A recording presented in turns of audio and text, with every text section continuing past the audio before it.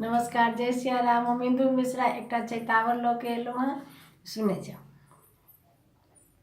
कौने रंग मुंगिया कौने रंग मोतिया, कौने रंग मुंगिया कौने रंग मोतिया, कौन रंग नदी के भैया हो रामा, कौन रंग नदी के भैया हो रामा।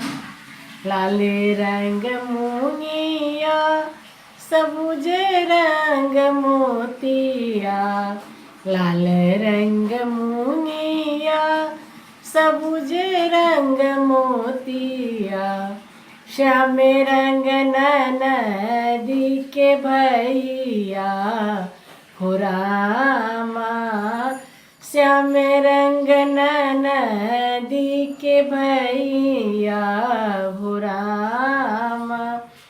टूटी गेल मुंगिया छिटकी गेल मोतिया, टूटी गेल मोंगिया छिटकी गेल मोतिया, रुसी गेल नदी के भैया हो रामा, रुसी गेल नदी के भैया हो रामा।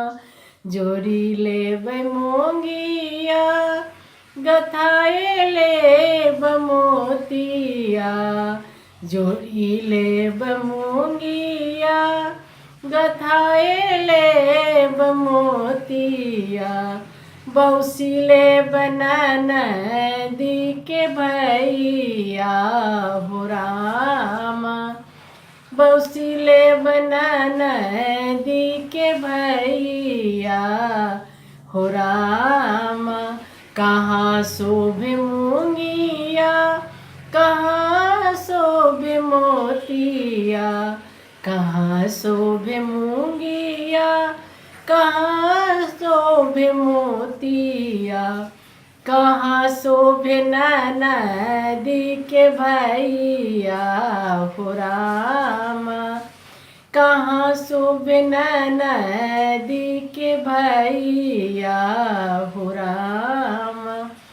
गला शोभे मुंगिया कान शोभे मोतिया, गला शोभे मुंगिया कान शोभे मोतिया, पलंग पर शोभे नदी के भैया हो रामा, पलंग पर शोभे नदी के भैया हो रामा।